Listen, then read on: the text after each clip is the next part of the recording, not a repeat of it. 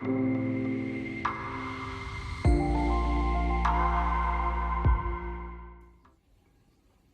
everybody, I'm Dr. Issac E. Azevedo.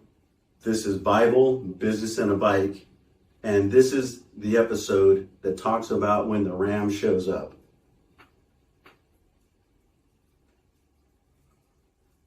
Everybody wants God to show up with provision, but most aren't willing to walk up the mountain with nothing but faith and firewood.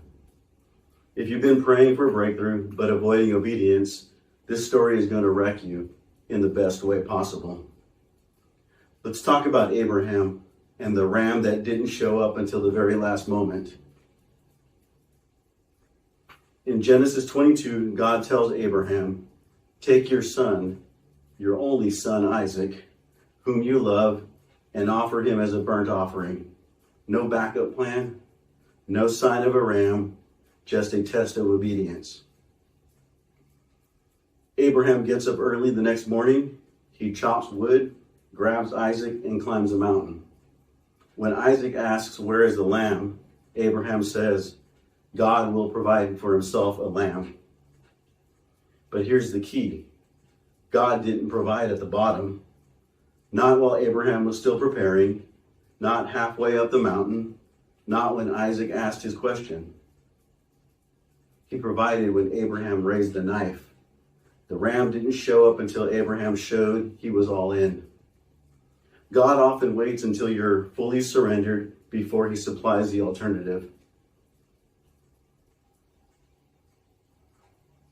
Some of us are standing at the base of the mountain waiting for confirmation, but confirmation lives at the top, where surrender happens.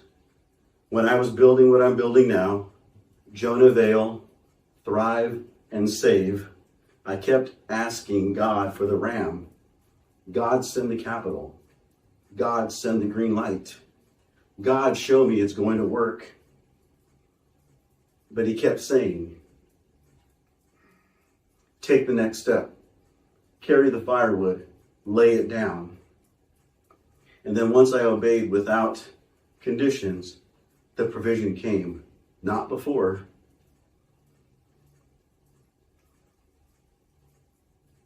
Maybe you're asking God to show you the ram, but he's asking you to raise the knife.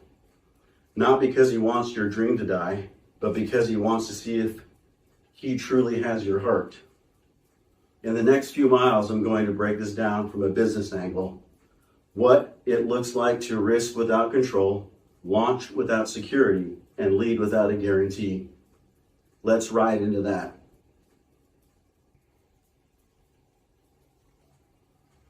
Most of us call it a business plan, but if we're honest, it's a strategy to avoid needing faith. Let's talk about the difference between taking a calculated risk with God and manipulating outcomes without him. Because there's a version of wisdom that's just fear with a spreadsheet. In business, we're taught, build with certainty, reduce risk, predict outcomes, control variables. But kingdom entrepreneurship is the opposite. Obey without clarity, move before metrics, trust with no parachute. Here's the trap. When control becomes your comfort, faith becomes your threat. And I know this firsthand. There were seasons when I was overbuilding dashboards, reworking org charts, redoing colors, not because I needed better systems, but because I was scared to launch. Flesh-led control dresses up like wisdom, but it's actually a fear-based refusal to trust the provision of God. Here's how I define faith-led risk in business. You don't start with can I, you start with God, did you ask me to? You don't recalculate ROI first. You consider ROI, return on obedient investment. You leave room for the ram. You take action that requires God to show up. Redemptive margin isn't how much space is on your calendar. It's how much trust is in your model. If everything you're doing can be explained without God, you may be running a business, but it's not a calling. And faith that works reminds us of the F-bombs. Find out, follow through, forgive yourself, and finish faithfully. Find out what he's calling you to do. Follow through, even if you don't see the end. Forgive yourself for false starts. Finish favorably and faithfully, not just profitably. Here's the hard truth. Some of us are delaying our launch because we built a life that doesn't require God to come through. That's not faith. That's a false safety net. And at some point, you've got to put the knife in your hand and trust that the ram will be there. In the next stretch, I'll tell you about a time I came face to face with that decision, when control had to die and trust had to rise. Let's ride into that. I had a plan, a timeline, a fallback, and God asked me to give it all up without showing me what was next. There was a moment I'll never forget. I had just restructured everything. On paper, it looked brilliant, but something in my spirit felt off. God wasn't asking me to refine the plan. He was asking me to put it on the altar. There was a day after months of market analysis, branding decks, team meetings, where I was ready to hit go, but God said no. Not because the idea was wrong, but because I was trying to control the outcome. He was asking me to launch Jonah Veil differently, not to build a platform, but to serve a calling. Not to protect my name, but to glorify his. So I deleted the timeline, put the deck away, and said, if you're not in it, I don't want it. But if you are, I'll walk up that mountain without a ram in sight. That was the most exposed I've ever felt and the most peaceful, because that's when I started to move. A few days later, unprompted, doors started to open.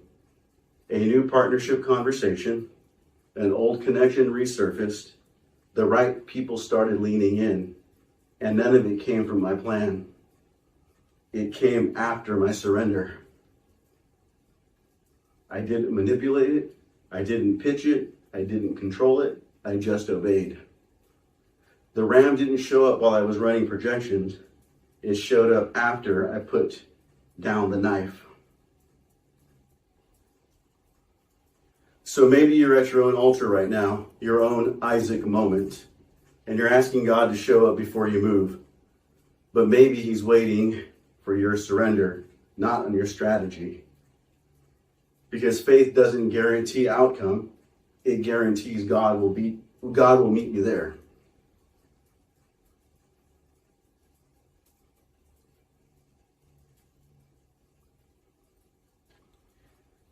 Let me say it plain. God's not asking for your outcome. He's asking for your obedience. If you're standing in front of something right now, an idea, a calling, a risk, and you've been waiting on the ram to show up before you move, then today's your moment. Start walking. You don't have to see the full provision. You don't have to see the whole map. You just need to say, yes, Lord, I will carry the firewood and I'll climb the hill. I'll trust you with what matters most to me. And that's where peace lives. So if this hit home, here's what to do. Subscribe right now. I'm building out these episodes to walk with you week by week. Bookmark jonahveil.com. It's not live yet, but it will be. And when it is, I'm loading it up with free resources, frameworks, and tools to help you build boldly, lead faithfully, and walk in redemptive margin. Don't just watch other people walk in purpose. Obedience starts today. I'm Isaac. This is Bible, Business, and a Bike, and I'll see you on the next ride.